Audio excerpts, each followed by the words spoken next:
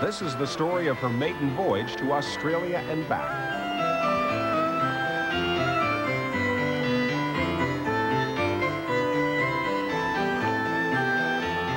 She was built by the Sail and Life Training Society of Victoria, SALTS, an organization that develops young people through the demands and the joys of sailing. A driving force behind SALTS is Captain Martin Clark. As a former fisherman and yacht broker, he's no stranger to the water. But this trip was a first for Martin and SALTS, tackling an offshore voyage across the Pacific in a floating museum. We felt it was historic. That's important to us, that the young people would feel that they were on the sort of craft that plied these waters 200 years ago. Thousands of visitors from around the world watched the Swift take shape at Vancouver's Expo 86. The theme of the World's Fair was transportation, and the builders of the Swift recreated this historic vessel using the old ways, the old tools. They handcrafted the BC yellow cedar and fir with traditional values like hard work. Starting with a keel of faith, they shaped their own characters as they rounded out the hull, every plank, nail, and peg adding a reminder of the past and the belief in the voyage to come. Here in BC, we enjoy our coastal lifestyle. It's a long and fascinating tradition. The ships of the Salt Society, like the Pacific Swift, keep that tradition alive. One of the key people who gets that tradition afloat is Greg Foster. Greg Foster loves the sea. He's curator of public programs at Victoria's Maritime Museum. But he also handcrafts heritage vessels at his home workshop on Galliano Island. He reflects on the times when there were great chances for young people to stretch out and try something different, to take opportunities that aren't as available in our computerized society.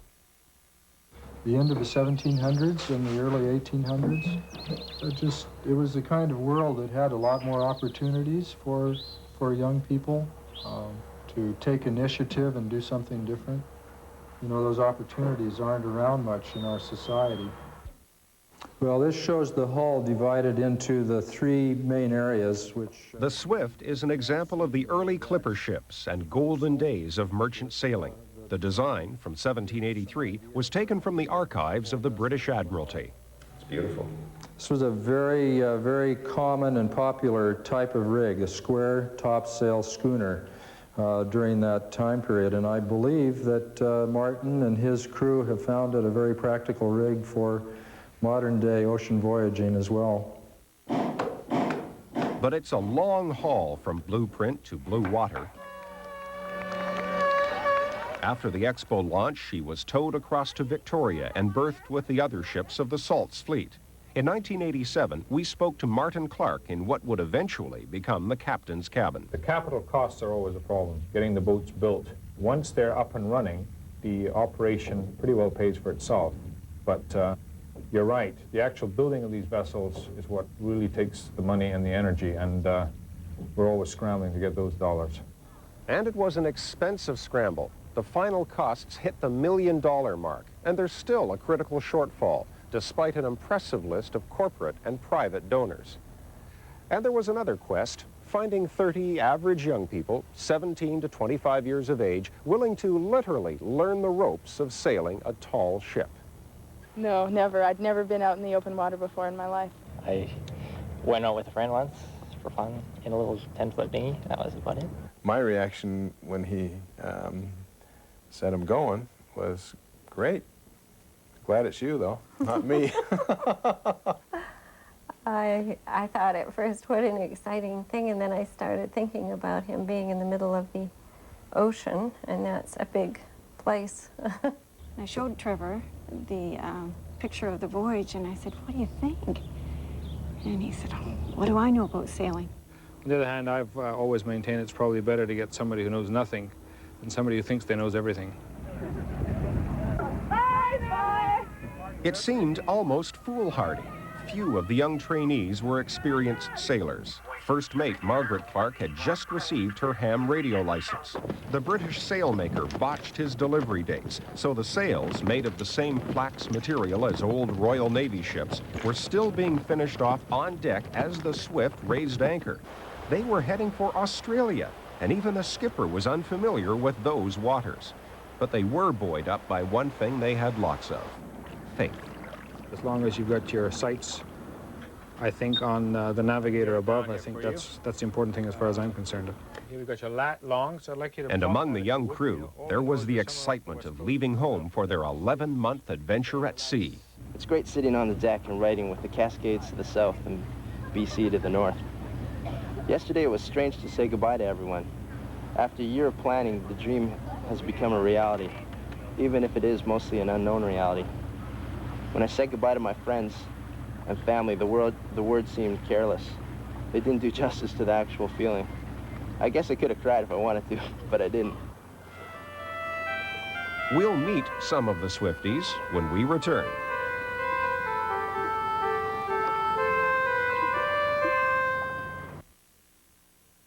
Once we open the doors on Sears Boxing Week sale and clearance.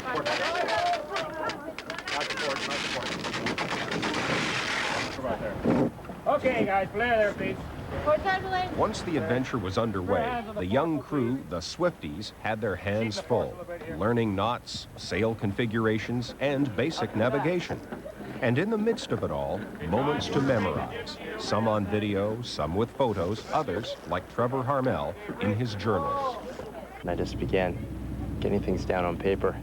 And it kind of is something that really evolved the whole trip. And at the beginning, I would just write a few things. Now I'm writing, I write about everything.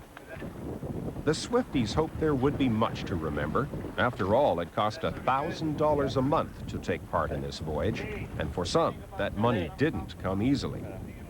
Trevor paid for the boat trip himself. He's earned money over the years and packed it away, and I think was hoping to buy a car with it. You can't learn from a car. You can learn mechanics, but you can't learn life. And just like I said, you can't really buy something like this. It's a real experience. Very first page. Yeah. Okay, let's start at the beginning. What kind of thing did you have there? There's excitement in the air. At last, we anticipate the open ocean. We sailed all Every night. day, Trevor's journal chronicled the changes experienced by the young landlubbers crossing the Pacific. Gradually, heading southwest to Hawaii, their days grew warmer and the sights more spectacular.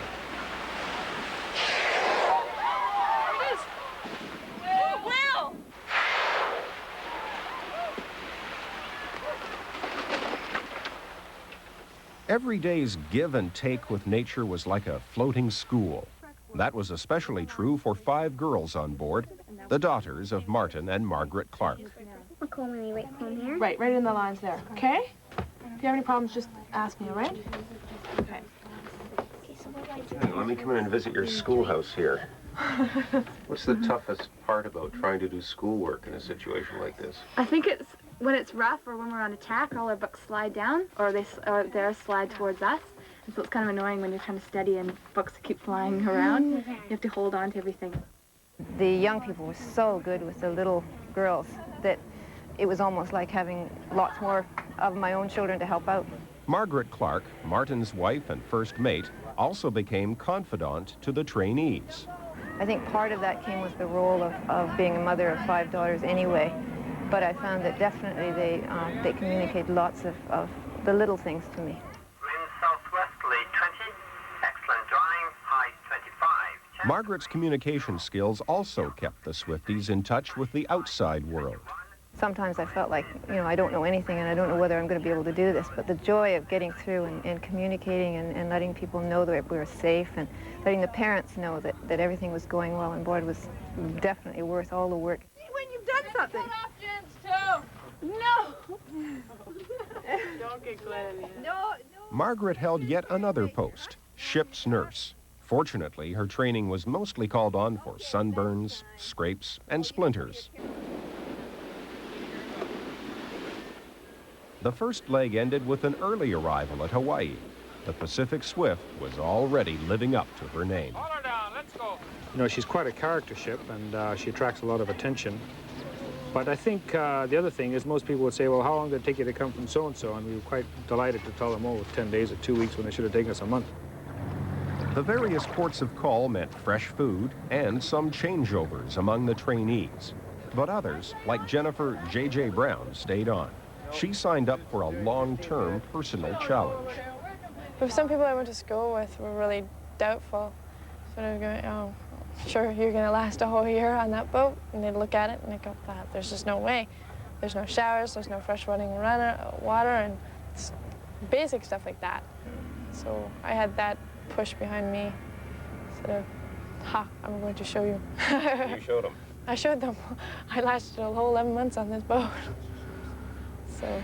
And you showed yourself? I showed myself, yeah. Heading for Australia's Expo, the trainees anticipated being young Canadian ambassadors. We just being away from home and representing our own country, we just wanted to appreciate it a heck of a lot more. Brisbane, Australia, the home of Expo 88, with its theme of recreation and leisure. The Pacific Swift sailed majestically toward the quayside of the World's Fair. The Swifties had reached their halfway destination. Okay, what possessed you both to give up a comfortable life in British Columbia and sail across the Pacific Ocean? For adventure, just to see the world and to learn how to sail and stuff like that. Hard to starboard. Hard to starboard. They could hardly wait to get ashore, to sample Australia, and to escape from claustrophobia. About halfway through the trip, we realized that we still had another 10,000 miles or so to go, and some of the varnish had worn off literally and morally and physically. Take up a slack. And there were more difficulties ahead. The sea was about to put ship, crew, and captain to a major test, a stormy crossing to New Zealand on the Tasman Sea. I actually stopped for a second and thought about what was going on and the lightning flashing down on the guys up in the yards. And yeah, I was really scared because the boat just kept heeling over, and you wonder how long you're going to keep going over because the wind just keeps coming and coming and coming. Kind of experienced the fear I thought I'd experienced the whole trip. They had to hold me in so I could serve, because I got two hands and I need them both. And on a starboard tack, you're being thrown out of the galley. Petra Eggert had her seagoing trial by fire in the galley. One of the cooks took sick, so Petra flew down to take over and cloaked her inexperience with determination. First day on the job, and I had to do it. Serve 30 people food, and it's kind of something that you can't really stand back and think about it. You just have to do it, especially in bad weather. So. And even after several months, heavy seas continually took their toll on the digestive system. Yeah, I got seasick quite a bit over this side. 6 meals a day, 3 meals down, 3 meals up. The Swifties regularly fell prey to another frustration, the lack of basic privacy. Sometimes there's just a time where you really want to be alone, and it's really hard to do on the boat. Either you want to go out to the whisker shrouds in the bow or aloft, but it's very hard trying to get comfortable anywhere and just be alone. Thank you for laughter and clear water. Thank you for friends sailing on the sea. Christmas was a pivotal time, especially for the Christians on the Swift. Eat hearty. A lot of people had gone off from the boat, had a couple of weeks off, and traveled all over New Zealand. And just before Christmas, everybody was starting to come back, and so nobody had seen each other for a couple of weeks. And so it was really a good time. Strands of friendship tightened up, focused through that special season when families draw together. Well, I found by being away from a family, not only do you learn to appreciate your family and how much you take for granted before you leave, but you also get to know them better. Well, the ocean is deep and the ocean is wide. To see them starting to work together as a team, and you know, they come from all over the place and different backgrounds, different economic backgrounds, and to see them wearing off the rough edges until they're really a harmonious team working together to not only physically work the ship, but in their interpersonal relations. I mean, it wouldn't even be bad to do dishes in those. Now homeward bound, the Swifties discovered more of the paradise of the South Pacific. For some, it triggered spiritual awakening.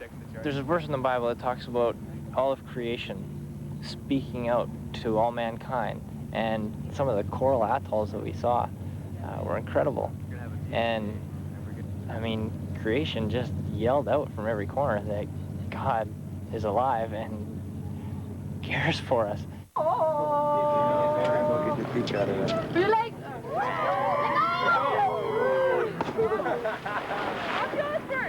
We want to let them go aloft and out on the bowsprit and swing off the end of the yard and that sort of thing, but you obviously can't afford to have them hurting themselves when you're in some of these places that are thousands of miles away from the nearest doctor, so there is a balance there. I think that having dealt with these young people for a year, they've grown with us and we've got to know them, and if there's problems then they come up gradually, and you become observant and you deal with things very slowly and consistently. Are you ready to lower together? Lower? Lower away the bow. Bow first. Okay, there we go. The Swifties took every available chance to sample each port, from the paved paradise of Honolulu to a simple sandy beach. And it caused some questioning of the values back home. It's actually re-entering North American culture. When we came to Hawaii, I was really struck by the excess of everything. We went to a mall and I just couldn't believe that we as a culture seem to think that we need 5 stores that sell exactly the same clothes. Fran Barth, another of the girls who sailed the entire 11-month trip. Among her lessons, Burns Lake, BC and Samoa have a lot in common. Realizing that there are people like you everywhere on this planet. There are people like you that have problems and that have families and that love their children. And so just you really realize that it's a smaller world than you think it is. And obviously a lot of friendships developed. Any romances for you? for me, no. No, not at all. Why do you think that is? Well, because that's not the way it is on the boat. I mean, there's no space to get away from each other, and I don't know. We're more of a family. I think that's what's different about it. It affected me in a big way because I was not a Christian when I came on board, and during the second leg, I made my commitment to Christ, and so that was a wonderful, unbelievable thing that I never ever would have guessed would have happened. A couple of days from now, you're going to be back home. What do you want to do that you haven't been able to do for 11 months? Play the piano, yeah, and have a shower hot for as long as I like and not have to worry about cost, and to throw away all the clothes that I have on the boat and wear new clothes that I haven't worn in a long time, and eat whatever I want, whenever I want, and how much I want. In the evening, once the last dory brought everyone back on board, the crew of the Pacific Swift would share the day's experiences, creating their own special brand of entertainment to fill the hours until lights out.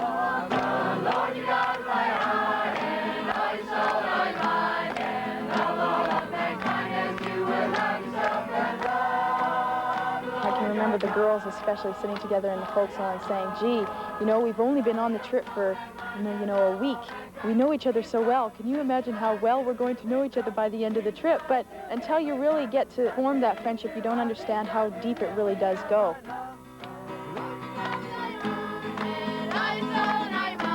When we return, the Swifties come home.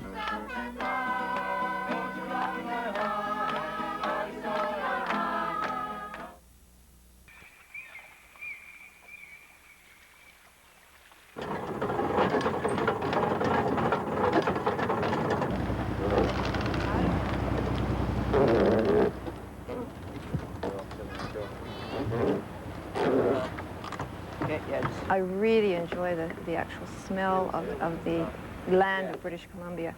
It's got a unique kind of cedary, kelpy kind of smell, and it was just beautiful to actually smell it and to see the snow-capped mountains, the feeling of really being home. Bedwell Bay, on South Pender Island, after 11 months away, Canadian soil. Good afternoon, sir. Good afternoon. You're requesting clearance, are you? Yes, Pacific Swift checking in. The reunion with parents and friends is still a few days away.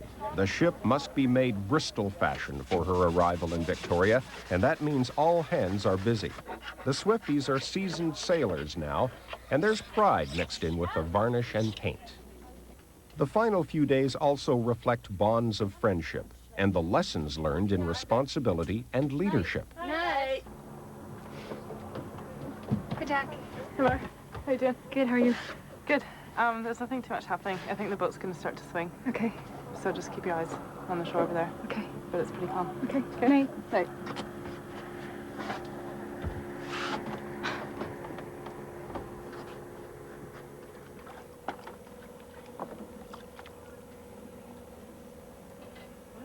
Ready? Yeah. I think we're going to be meeting a young man we haven't known before. I think he's got a broader perspective of persons, of people. He followed what God had said. Sunday, anchored off Sydney Spit, Martin leads the final service. And we'll read about the shipwreck of Paul in Acts 27. We've had some rough sailing ourselves, but fortunately no shipwrecks yet. So. Thousands of years later, the test remains the same. But we are going to face things that aren't going to be easy for us. And I think the faithfulness of Paul is something that can be an example to every one of us. June 2nd, 1989. After 339 days, the Pacific Swift is coming home. No, there's Jimmy Chicken everywhere. Jimmy Chicken. And the beach, you can see the beach. There's the open marina. Oh my God. So you see that by your house? Where? Your house is in... Oh. Oh, check that out.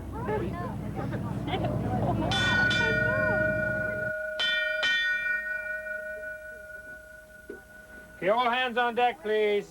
Let's muster amidships. I just wanted to say my own personal thanks to all of you for being such a good crew. Esty, stand by the anchor ball. Thoughts and emotions are mixed, heading home but drifting away at the same time. Are you going to give your Montreal one? Yeah, no, I I don't have one for next year. Okay, well, but I'll leave this one. And call me this summer.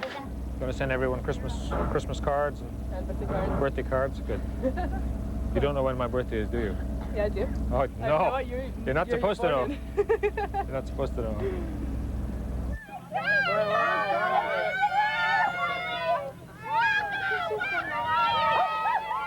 Some of the parents are on board the Robertson II.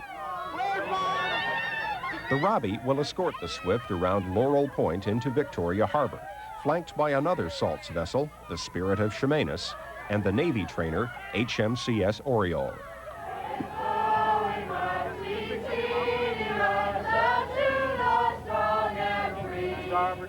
We Canadians aren't known for outbursts of patriotism. This was an exception.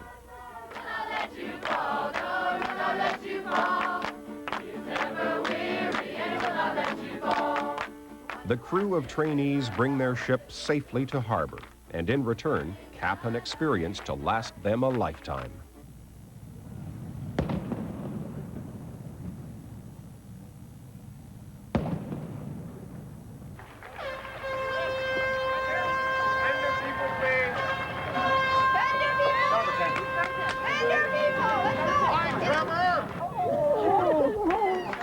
Good to meet you, Don. All the way.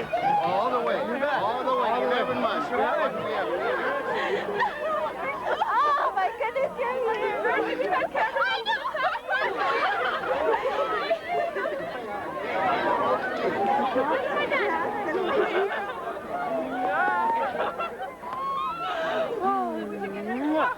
How's it feel? Oh, it feels great. I just can't believe it. I mean, it just seems so short. It's so long, too. What do you think of the job he did? Just remarkable. The boat has exceeded our expectations.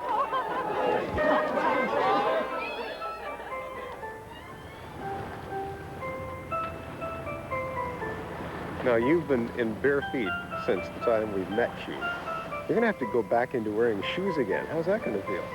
Shoes really actually make you think about the days out at sea with the warmth and just, oh, if I could take my shoes and my socks off, you know, and have it warm, that would be like being back on the Swift. Port 20 wheel on! There's already new notes on the Swift's logbook. She has a new skipper. Martin Clark is keeping watch in the office. A fresh crew of Swifties and a few veterans from her maiden voyage are currently sailing to the Galapagos Islands. And if luck, planning, and money come together, the Swift and another young Canadian crew will again be sailing ambassadors to Spain in 1990 at the next World Expo.